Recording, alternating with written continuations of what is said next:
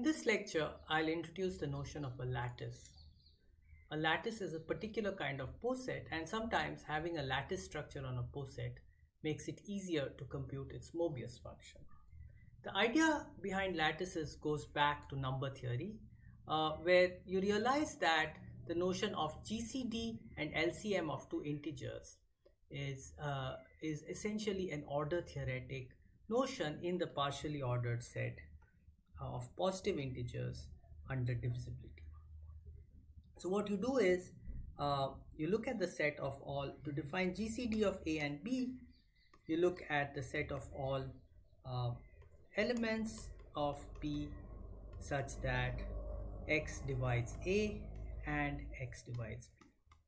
So these are called the common lower bounds of A and B, and this set has a greatest element in the sense of that I explained in the first lecture with respect to the divisibility partial order.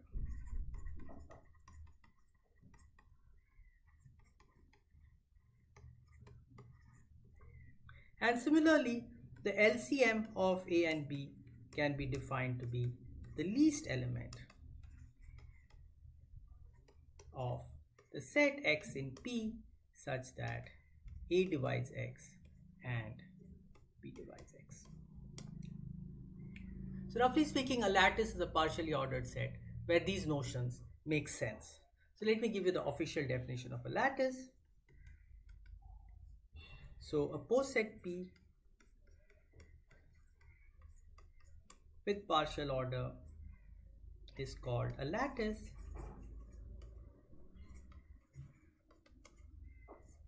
if for every pair of elements A and B in P, the set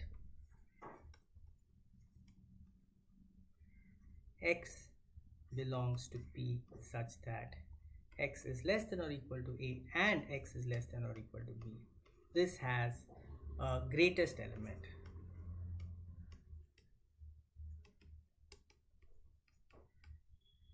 Which we'll denote by A wedge B, or it's called A meet B, or it's called the greatest lower bound of A and B. And we need also the dual statement X belongs to P such that A is less than or equal to X and B is less than or equal to X has a least element.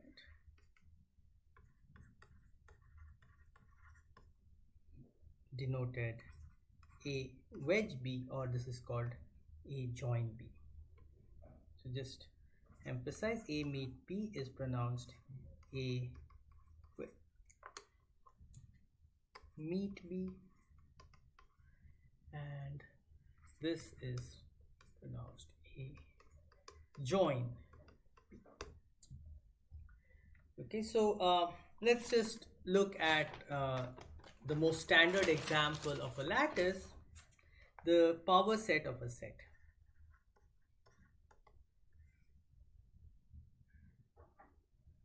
Let's look at some more examples. So take any set, then 2 raised to x under containment where x is any set is a lattice, and the notation meet and join is kind of suggestive.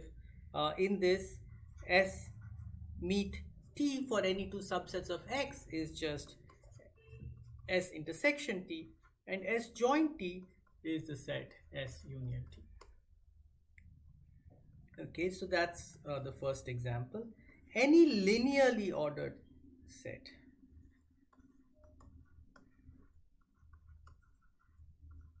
is a lattice. The join of two elements is just the smaller one of them, and the meet is the larger of them. Let's look at a non-example, an anti-chain with at least two elements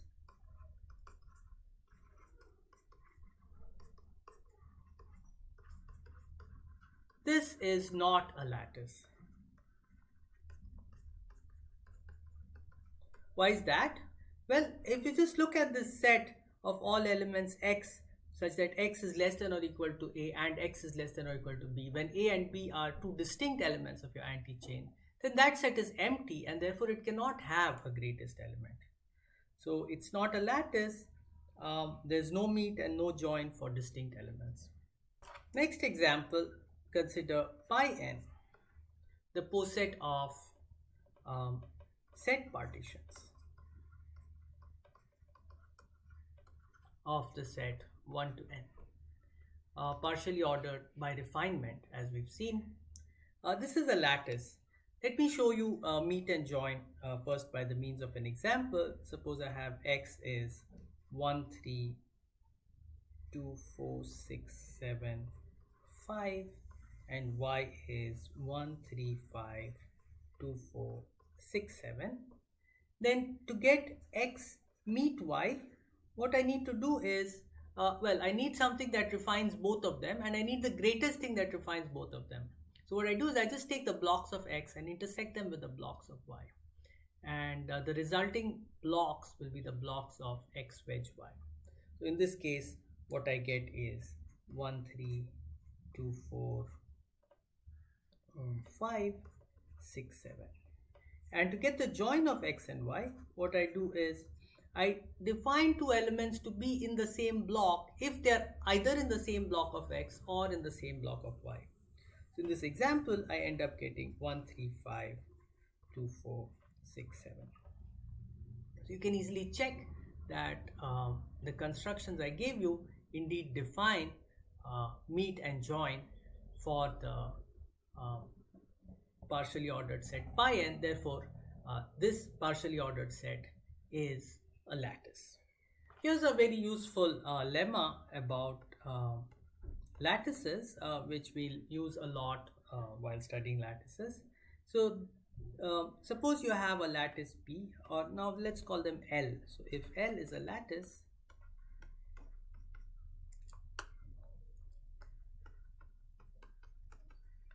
then saying that T is less than or equal to x meet y for any x, y, t in L, this is equivalent to saying that t is less than or equal to x and t is less than or equal to y. Similarly, saying that x meet y is less than or equal to t is the same as saying that x is less than or equal to t and y is less than or equal to t. Now this lemma is quite easy to prove. Let me just indicate quickly how to prove this. So let's prove that if t is less than or equal to x and y, then t is less than or equal to x and t is less than or equal to y. Well, t is less than or equal to x meet y, but x meet y is less than or equal to x and x meet y is less than or equal to y, because x meet y is the greatest element of the set of all elements that are less than or equal to both x and y. So certainly t is less than or equal to x by transitivity and t is less than or equal to y by transitivity. To go the other way, suppose t is less than or equal to x and t is less than or equal to y. Well, x meet y is the greatest element of the set of such elements, so x meet y should be greater than or equal to t. Okay, so you should think about this and try to write it down carefully, but it's a straightforward argument. And let's make another observation about this operation. It is actually a very nice operation, this meet, and the same holds for join. So x meet y meet z is x meet y meet z for any x, y, z in a lattice L.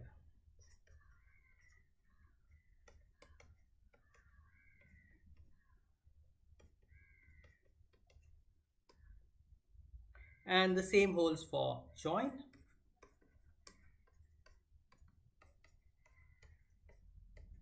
So these are called associativity properties, and we also have commutativity properties. X meet y is y meet x, and x join y is y join x.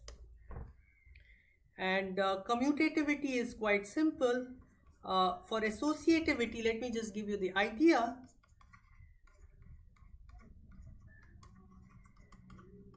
What you show is that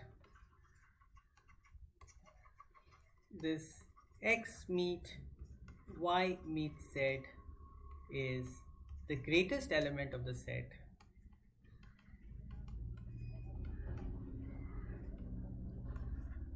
x in P such that x is less than or equal to A, x is less than or equal to B, and x is less than or equal to C. And this, of course, by symmetry, this will also be equal to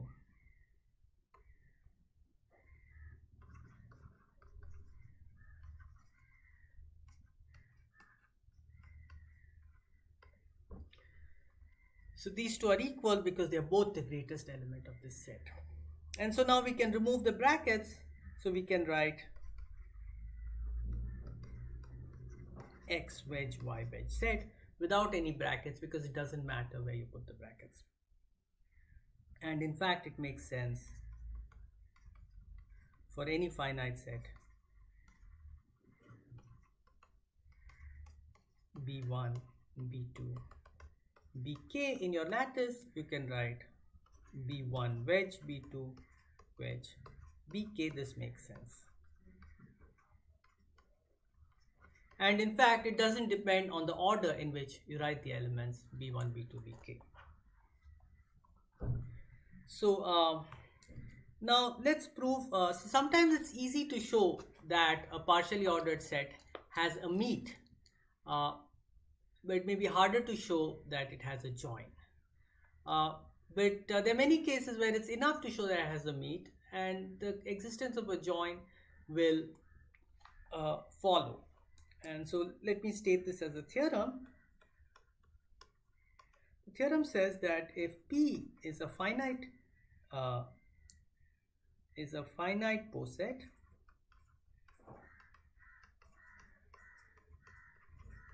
with a greatest element,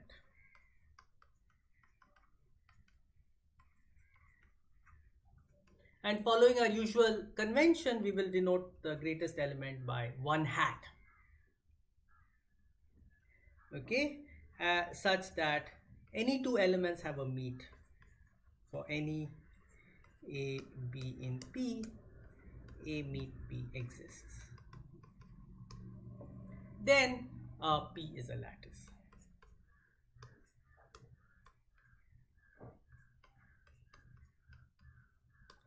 A poset satisfying this condition that for any two elements A and B, A meet P exists is called a Meet-semilattice. So we're saying that a Meet-semilattice that is finite and has a greatest element is a lattice. Now the proof. So suppose we are given x and y in P, we want to construct the join. So take B equal to the set of all T in P such that x is less than or equal to T and y is less than or equal to T. So we want to show that this set has a least element. So firstly, we need to show that this set is non-empty. Well, this set is non-empty because 1 hat belongs to B. Okay, and this set is finite because the whole poset P is finite. So suppose B is equal to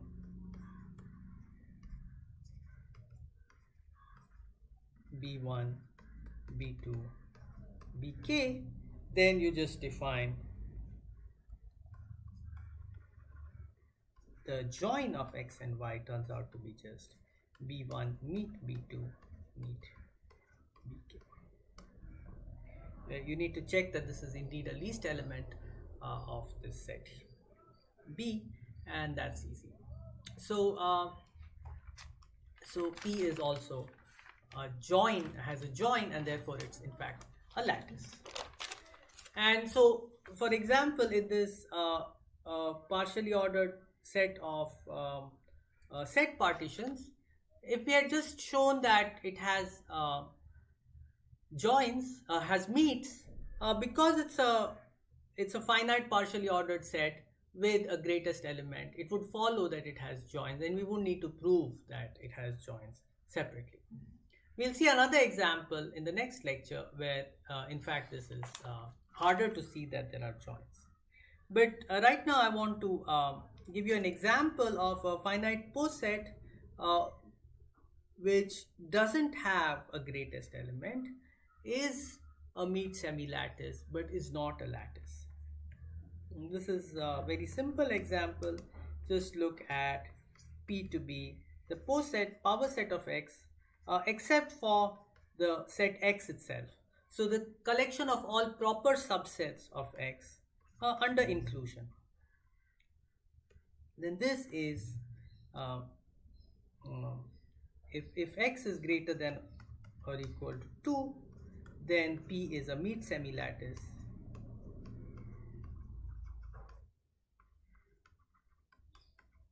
The intersection of two subsets, proper subsets, is still a proper subset.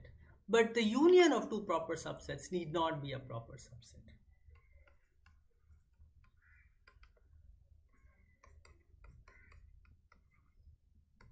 Just take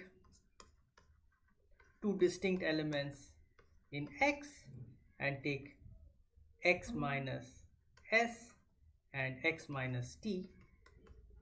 These do not have a join because their join would be X itself, which is not in our poset. So just by artificially removing the joins of some elements, you can make a poset, turn a lattice into something that's not a lattice.